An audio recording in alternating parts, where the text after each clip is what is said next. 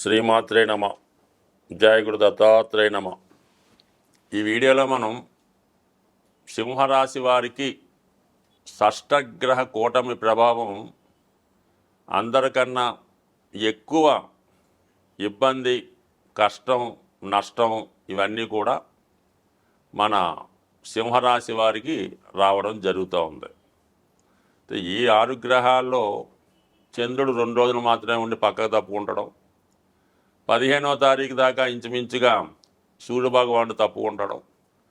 ఎక్కువగా ఈ శని, రాహు కొన్నాళ్ళు ఉండడం జరుగుతుంది. కాబట్టి ఈ షష్టగ్రహ కూటమి ఏర్పడినంత మాత్రాన ఎవరికి ఎటువంటి నష్టం, ఎటువంటి ఇబ్బంది ఎట్టి పరిస్థితిలో కలగదు.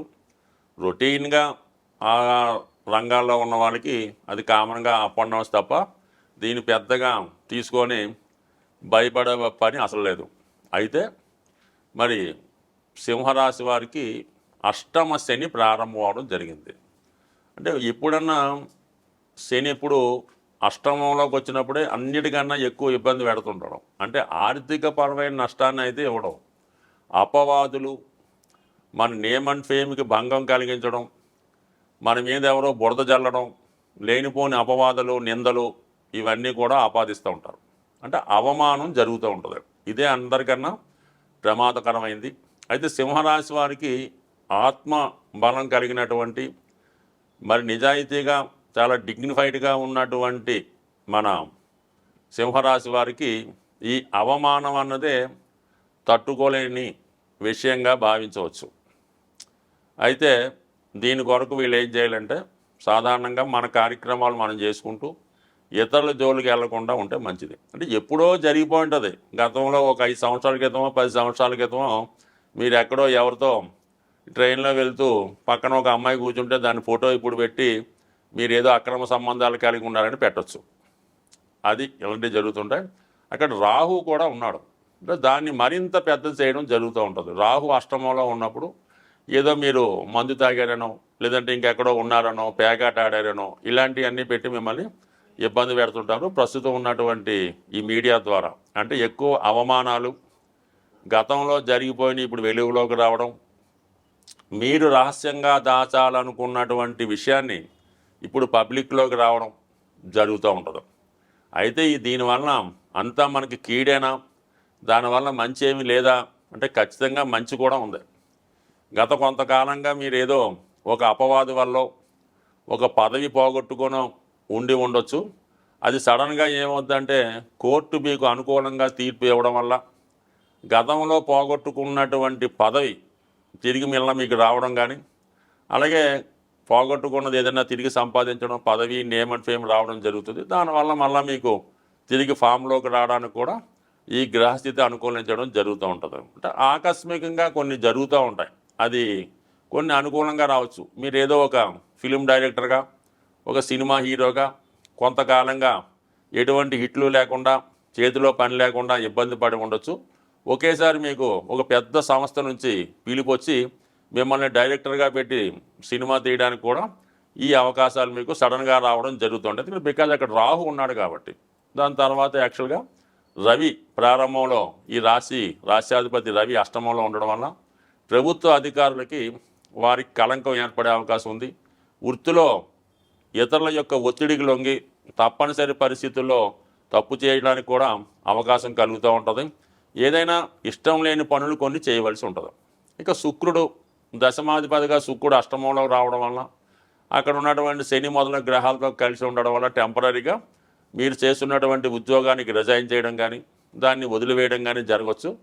ఫర్ ది సేమ్ టైము మీరు ఏదైనా ఉద్యోగం వదిలి ఒక రాజకీయ రంగంలోకో, ఈ సినిమా ఫీల్డ్లోకో, లేదంటే సాఫ్ట్వేర్ రంగంలోకి మారడానికి కూడా ఈ గ్రహస్థితి సహకరిస్తూ ఉంటుంది. ఇక బుధుడు ధన లాభాధిపతిగా అష్టమంలో ఉండడం వల్ల ఇదే మీకు ఆకస్మిక లాభానికి కారణం అవుతూ ఉంటుంది. అప్పటిదాకా చిన్నగా ఉన్నటువంటి మీరు ఒకేసారి మీ రెమ్యునేషన్ పెరుగుతుంది, మీ హోదా పెరుగుతుంది, మీ జీవన విధానం కూడా పెరుగుతుంది. ఇవన్నీ కూడా మీకు ఒక మంచి స్థితి ఏమైనా కారణం అవుతూ ఉంటుంది. అయితే ఇక్కడ ఏమైందంటే మీకు అష్టమ శని వచ్చినప్పటికీ కూడా ఇక్కడ ఈ గురు భగవానుడు అంటే రాశి యొక్క డిపాజిటరు గురువు దశమ స్థానంలో శుక్రుడితో కలిసి ఈ పరివర్తన కారణంగా అర్ధకోణ దృష్టి ఈ శని గురువుల మధ్య ఉండడం వల్ల ఎట్టి పరిస్థితుల్లో కూడా మీకు లాభమే తప్ప నష్టం జరగదు. మీరు ఏ విధంగా కూడా ఎటువంటి దానికి భయపడకుండా ధైర్యంగా మీ కార్యక్రమాలు మీరు చేసుకుంటే మరి ఏదో చట్టం తన పని తను చేసుకున్నట్టు కేవలం అన్ని కార్యక్రమాలు మీకు అనుకూలంగా మారే అవకాశం ఉంది. మీరు నిజాయితీగా ఉంటే ఈ జాతకం ఈ షష్టగ్రహ కూటమి కూడా మీకు నిజాయితీ అయిన ఫలితాలు ఇవ్వడం జరుగుతుంది. స్వస్తి. ఎటువంటి గ్రహస్థితి అయినా ఎటువంటి దోషాలు జాతకంలో ఉన్నా దాన్ని వ్యక్తిగతంగా ఎవరికి వారు చేసుకున్నటువంటి పరిహారాల వల్ల మాత్రమే ఆ దోషాలు నివృత్తి అయి జాతకుడు అభివృద్ధి వైపు వెళ్ళే అవకాశం ఉంటుంది. ఏదైనా గ్రహాలు సహకరించాలంటే గ్రహరాజైనటువంటి సూర్యభగవానుణ్ణి ప్రతినిత్యం పూజించడం వల్ల, ఆదివారం నియమంగా ఉండడం వల్ల, ఆదిత్య హృదయం చదవడం వల్ల కంపల్సరీ ఏదైనా గాయత్రి మంత్రం ఉన్న వాళ్ళు చేసుకోవచ్చు. సాంప్రదాయంగా రవి భగవాన్ని పూజిస్తేనే మిగతా గ్రహాలు సహకరిస్తాయి. ఇప్పుడు ఈ 6 గ్రహాల్లో ఒక సూర్యుడు చంద్రుడు ఒక వర్గానికి చెందిన వారు 15 రోజుల్లోనే ఈ కూటమి నుంచి బయటికి రావడం జరుగుతుంది. ఇక అక్కడ ఏర్పడినటువంటి ఈ 4 గ్రహాలు కూడా ఒకే వర్గానికి అంటే శని వర్గానికి చెందినవి. రాహువు, అలాగే శని, బుధ, శుక్ర ఈ 4 కూడా శని వర్గ రాశులుగా చెప్పడం జరుగుతుంది. కొంతమంది రాక్షస వర్గం అని అంటారు. ఏదైనా మెటీరియలిస్టిక్ జీవితంలో మానవుడు సుఖపడాలి, అన్ని సౌకర్యాలు పొందాలంటే ఈ 4 గ్రహాలే ప్రధానం. అదృష్టవశాత్తు ఈ 4 గ్రహాలు ఒకే వర్గానికి చెందడం వల్ల మీరు కంపల్సరీగా శని భగవానుని అనుగ్రహం కోసం శివుణ్ణి ఆరాధించడం వల్ల, రాహు యొక్క ప్రభావం కొరకు అమ్మవారిని పూజించడం వల్ల, మరి శుక్రుడు యొక్క ఇంపార్టెంట్ శుక్రబలం ఉంటే అన్ని సౌకర్యాలు లభిస్తాయి కాబట్టి లక్ష్మీ అమ్మవారిని లక్ష్మీ స్తోత్రం ద్వారా, అలాగే చివరిగా బుధుడు చిన్న గ్రహం అయినప్పటికీ కూడా విష్ణుమూర్తిని పూజించడం వల్ల ఈ గ్రహాలు మీకు అనుకూలంగా మారడం జరుగుతుంది. సో అందువలన వ్యక్తిగతంగా వీటన్నిటికీ కూడా ఏకైకంగా సింపుల్గా ఉపయోగపడేది విష్ణు సహస్రనామం. విష్ణు సహస్రనామ పారాయణ వల్ల అటు ఏలినాటి శని, శివుని యొక్క అనుగ్రహం కూడా రావడం జరుగుతూ ఉంటుంది.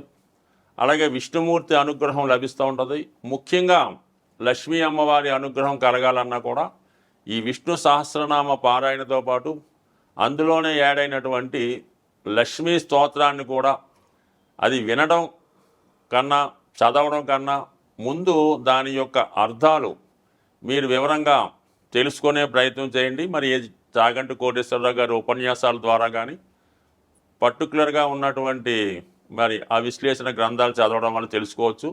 సో ఏదైనా మరి ఈ శాస్త్రాన్ని రచించిన వాళ్ళే ఈ 108 నక్షత్ర పాదాలకి ఈ విష్ణు సహస్రనామాన్ని విడదీసి ఒక్కొక్క నక్షత్రానికి ఒక్కొక్క శ్లోకాన్ని ఇవ్వడం జరిగింది.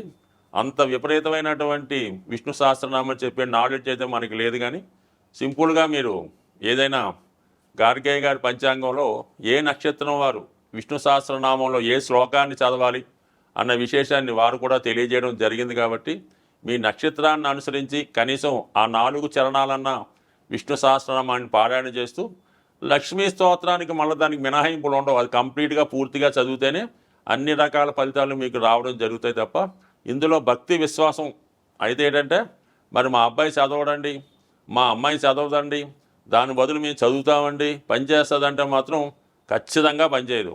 కనీసం సూక్ష్మంలో మోక్షం ఎంతో కొంత నమ్మకం పెట్టుకుంటూ కనీసం ఆ పుస్తకాన్ని దగ్గర పెట్టుకొని వీలైనప్పుడల్లా దాని వంక ఒక చూపు చూస్తే కంప్లీట్గా మీకు ఆ అనుగ్రహం తప్పగా లభించే అవకాశం ఉంది. ఏదైనా నమ్మకం విశ్వాసం గ్రహాలు శుభాన్నిచ్చినా కష్టాన్నిచ్చినా అవి అనుభవిస్తున్న వారికి ఇది చక్కని పరిహారంగా లభించే అవకాశం ఉంది. స్వస్తి.